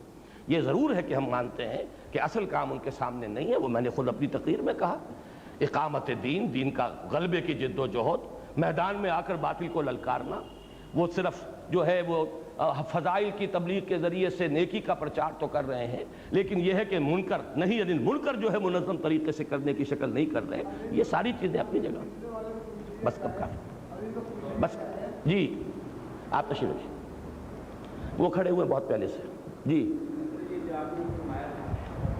کوٹ کی تھی کہ پورے کو ماننا، قرآن کو جو ضروری ہے، اگر اس کے ایک حصے کو مانیں گے ایک کو نہیں مانیں گے تو پھر وہ وعید ہے، دنیا میں رسوائی، ذلت، اور آخرت میں شدید ترین عذاب۔ تو رضاوہ صاحب کا سوال یہ ہے کہ کیا یہ صرف قرآن پر ہے یا حدیث پر بھی؟ بنیادی بات پہلے یہ نوٹ کر لیجئے کہ قرآن مجید کے بارے میں ہمیں قطعیت کے ساتھ معلوم ہے کہ بسم اللہ کے بے سے لے کر اور سورۃ الناس کے سین تک یہ مکمل محفوظ ہے، اس میں کوئی تحریف نہیں، اس میں کوئی حصہ ضعیف نہیں، اس میں کوئی حصہ قوی نہیں، جبکہ حدیث کے بارے میں کوئی شخص یہ نہیں کہہ سکتا، اس کے درجات ہیں، اس میں کوئی مستند ہے پوری طریقے سے، کوئی نہیں ہے، کسی پر جرح ہوئی ہے، کسی کو ضعیف کہا گیا، کسی کو حسن کہا گیا، کسی کو حسن لغیر ہی کہا گیا، کسی کو حسن لذات ہی کہا گیا، یہ درجے بندیاں محدثین نے قائم کی ہیں۔ لہذا حدیث وہ شے نہیں ہے جس کے ایک ایک حرف کو آپ سمجھے کہ وہ آپ کے لیے لازم ہو گیا، اس میں تو غور کرنا پڑے گا، سوچنا پڑے گا، اس کے اندر تحقیق و تفتیش ہمارے محدثین نے بھی کی ہے، پھر اس سے اخذ اور استنباط کرنا پڑے گا۔ بعض احادیث ایک دوسرے سے جب ٹکرا جاتی ہیں، مثال کے طور پر ایک حدیث یہ ہے کہ مسجد میں داخل ہو کر مت بیٹھو جب تک کہ 2 رکعت نماز نہ پڑھ لو، ایک حدیث یہ بھی ہے کہ عصر کی نماز کے بعد سے سورج کے غروب ہونے تک کوئی سجدہ نہیں۔ اب کیا کرے، ایک شخص عصر کے بعد آیا ہے، عصر پڑھ چکا ہے وہ اپنی، اگر تو ابھی عصر بھی نہیں پڑھی ہے تو ٹھیک ہے، پھر تو یہ کہ 2 رکعت پہلے وہ تحیت المسجد پڑھ لے، پھر عصر ادا کر لے، عصر وہ پڑھ چکا، اب کیا کرے۔ اب اس میں پھر فقہا کو اصول بنانے پڑے ہیں کہ ایک نہیں ہے ایک امر ہے، کس کو مقدم کیا جائے گا، اس کے بنا پر اختلافات بھی ہوئے ہیں۔ لہذا یہ جو آیت ہے اسے تو آپ 100% منطبق کیجئے صرف قرآن پر، اس لیے کہ قرآن مجید ایک ایک حرف اس کا محفوظ ہے۔ حدیث میں بہت سی چیزیں محدثین مانتے ہیں کہ روایت بالمعنی ہے، ایک ہی حدیث ہے، ایک ہی واقعہ ہوا ہے جس کو حدیث جبرائیل کہتے ہیں، اسے حضرت عمر بیان کر رہے ہیں تو اس میں ترتیب مختلف ہے، ان کے بیٹے عبداللہ ابن عمر بیان کر رہے ہیں تو کچھ مختلف ہے، اور حضرت عباس بیان کر رہے ہیں، اب ابن عباس عبداللہ ابن عباس بیان کر رہے ہیں تو مختلف ہے، حضرت ابو ہریرہ بیان کر رہے ہیں تو مختلف، ایک ہی واقعہ، اس لیے کہ وہ حدیث جبرائیل کا واقعہ 2 دفعہ نہیں ہوا ہے، ایک ہی واقعہ ہے، 4 راوی بیان کر رہے ہیں، تھوڑا تھوڑا فرق ہو گیا ہے، لیکن یہ معاملہ جو ہے قرآن کے بارے میں نہیں ہے، اس لیے ایک فرق جو ہے جو بھی ان کے درمیان ہے اس کو برقرار رکھیے ذہن میں۔ البتہ حدیث یا سنت یہ قرآن مجید کی مستند شرح ہے، ہم اس سے مستغنی نہیں ہو سکتے، اسی کے ذریعے سے قرآن کو سمجھنا ہے، یہ اپنی جگہ پر بات ہے۔ اب مجھے معلوم نہیں کہ پہلے کون صاحب کھڑے ہوئے، باقی یہ ہے کہ بہت سی چیزیں وہ ہوتی ہیں کہ جو آپ کچھ اپنے عقل سے سمجھتے ہیں، کچھ آپ کا دل بتاتا ہے، جیسے بہت سے سوالات کے جواب میں حضور فرما دیا کرتے تھے استفت قلبک، جاؤ اپنے دل سے پوچھو، یہ دل تمہیں ٹھیک بتائے گا، ولاؤ افتاک المفتی، چاہے کوئی فتویٰ مفتی دے بھی دے لیکن دل بتائے گا تمہارا، تو تم اس چیز کو چھوڑ دو جس پر دل میں خلجان پیدا ہو، اس چیز کو اختیار کرو، دع ما یریبک الی ما لا یریبک، جس سے دل میں کوئی خلجان نہ اسے اختیار کرو۔ تو اسی طریقے سے اللہ کے اس بندے کو پہچاننا یہ ہوگا کہ وہ خود دین پر عامل ہو، اس کا دین جو تصور جو ہے وہ صرف نماز روزے کا نہ ہو، بلکہ وہی جو میں نے عرض کیا اولئک هم الصادقون، اس کی اس ڈیفینیشن پر پورا اترتا ہو کہ اس کے دل میں ایمان ہے، عمل میں صرف ایک حصہ نہیں نماز روزے کا بلکہ وہ جہاد ہے، وہ اللہ کے دین کے لیے تن من دھن لگائے ہوئے ہو بالفعل۔ پھر یہ ہے کہ آپ کا دل بھی یہ گواہی دے، یہ چیزیں وہ ہیں جو کسی حساب کتاب میں نہیں آتی، ایسے شخص کے قریب جا کر آپ کو اندازہ ہوتا ہے، آپ کا دل بتاتا ہے کہ یہ مخلص ہے یا دکاندار ہے، اس کے اندر جو کچھ ہے حقیقت ہے یا بہروپیہ پن ہے، یہ دل بتائے گا۔ اس کے لیے آپ کے پاس کوئی جو ہے وہ علامتیں وہ نہیں ہوں گی، ہو سکتا ہے آپ کے سامنے ایک شخص جو ہے وہ پورا لبادہ اوڑھ کر آئے دین کا، لیکن یہ کہ ایک تو اس کا مجموعی طرز عمل بتائے گا، اور نمبر 2 یہ کہ خود آپ کا دل بتائے گا کہ واقعتاً یہ شخص جو ہے یہ واقعتاً اللہ کا بندہ ہے، یا یہ کہ اس نے دین کو دھندا بنایا ہوا ہے۔ اللہ کا بندہ یا دین کا دھندا، یہ 2 چیزیں جو ہے اس میں فیصلہ انسان کا دل کرتا ہے۔ جی ہمارے ان ساتھی کا سوال جو ہے ایمان کامل کے اعتبار سے ہے، یہ لفظ ہمارے ہاں بدقسمتی سے بہت استعمال ہوتا ہے اور میں اسے بہت غلط لفظ سمجھتا ہوں۔ کامل ایمان کس کا ہوگا سوائے انبیاء کے، اور انبیاء کا ایمان بھی کامل اس لیے ہوتا ہے کہ انہیں تو مشاہدہ کرا دیا جاتا ہے، جبرائیل دکھا دیے گئے، جنت دکھا دی گئی، دوزخ دکھا دی گئی، غیب کے پردے ان کے لیے اٹھائے جاتے ہیں، اسے اس عالم کی سیر کرائی جاتی ہے، لہذا ان کا ایمان تو یقیناً کامل ہوگا۔ کامل ایمان کا لفظ کیسے ہم استعمال کر لیں؟ کامل ایمان تو جیسا کہ میں نے کہا تھا عین الیقین، وہ تو ہمیں قیامت کے دن حاصل ہوگا۔ کلا لو تعلمون علم الیقین لترون الجحیم ثم لترونها عین الیقین، جب تم دوزخ کو اپنی آنکھوں سے دیکھ لو گے تو تمہیں عین الیقین حاصل ہوگا، وہ ہوگا کامل ایمان۔ دنیا میں رہتے ہوئے تو ہمیں غیب کے اندر رہتے ہوئے اپنے ایمان کو بڑھاتے رہنے کی کوشش کرنی ہے، ایمان کے اندر اضافہ، ایمان کو بڑھاتے چلے جائیں۔ اس کے لیے یہ ہے کہ وہ صحبت، صاحب یقین، صاحب کردار لوگوں کی صحبت، خربوزے کو دیکھ کر خربوزہ رنگ پکڑتا ہے، یہ تو ایک فزیکل فینومینن ہے، آپ پہ اثرات ہوں گے۔ صحبت تالے ترا تالے کنت، صحبت صالح ترا صالح کنت، اور قرآن کی میں نے آپ کو آیت سنا دی کونوا مع الصادقین۔ پھر یہ کہ عمل سے ایمان بڑھتا ہے۔ قرآن مجید میں سورہ احزاب کا جو ذکر ہے، غزوہ احزاب کا ذکر ہے سورہ احزاب میں، ما زادہم الا ایمانا وتسلیما، وہ لوگ جنہوں نے ثابت قدمی دکھائی اس آزمائش کے موقع پر، اس سے ان کے ایمان میں اور اضافہ ہوتا چلا گیا۔ یہی امام بخاری رحمۃ اللہ علیہ کا موقف ہے کہ ایمان بڑھتا بھی ہے گھٹتا بھی ہے۔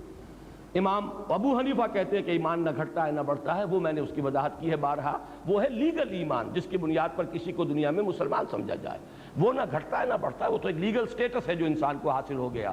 جو حقیقی ایمان ہے جس کے متعلق آج ہم نے بات کی ہے، وہ گھٹتا بھی ہے بڑھتا بھی ہے۔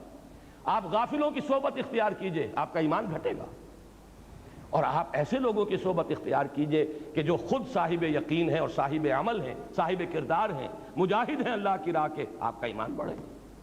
باقی یہ کہ اصل منبع اور سرچشمہ بڑھائیے اپنے ایمان کو قرآن کے ذریعے سے، ان کا قرب، ان کے پاس رہنا، اٹھنا بیٹھنا، یہ اس سے بھی تقاضا پورا ہو جاتا ہے۔ باقی بیعت یہ ہوتی ہے کہ جب کسی شخص پر اس درجے دل ٹھک جائے، آپ نے کچھ عرصے ان کا قرب اختیار کیا ہے، آپ کا دل گواہی دیتا ہے، آپ نے ان کے ماحول کو دیکھ لیا ہے، ان کی دلچسپیوں کو دیکھ لیا ہے، ان کی ویلیوز کے بارے میں آپ کو اندازہ ہو گیا ہے، یہ دنیا کے کتے نہیں ہیں، بہروپیے نہیں ہیں، یہ واقعتاً عقبہ کے طالب ہیں، طالب دنیا نہیں ہیں۔ اب اگر آپ فیصلہ کرتے ہیں کہ میں آپ کے ساتھ اپنے آپ کو وابستہ کر رہا ہوں، اس لیے کہ آپ جو مجھے مشورہ دیں گے، جو حکم دیں گے، میں قبول کروں گا، بشرطے کہ شریعت کے دائرے سے باہر نہ ہو، تو یہ ایک کانٹریکٹ ہے، آپ کا ایک معاہدہ ہے، کوئی حرج نہیں ہے اس میں۔ اس میں جیسے استاد کے ساتھ ایک تعلق ہو جاتا ہے، آپ اٹیچ کرتے ہیں، آپ مجھے پڑھائیے، میں سیکھنا چاہتا ہوں، اسی طریقے سے اس طرح کا ایک ربط و تعلق یہ ہمارے ہاں جو سلسلہ چلا ہے اس میں اختیار کیا گیا، اور اس کے لیے سند جو ہے بیعت کی، بیعتیں دو ہیں حضور کی، بیعت عقبہ اولیٰ، بیعت عقبہ ثانیہ۔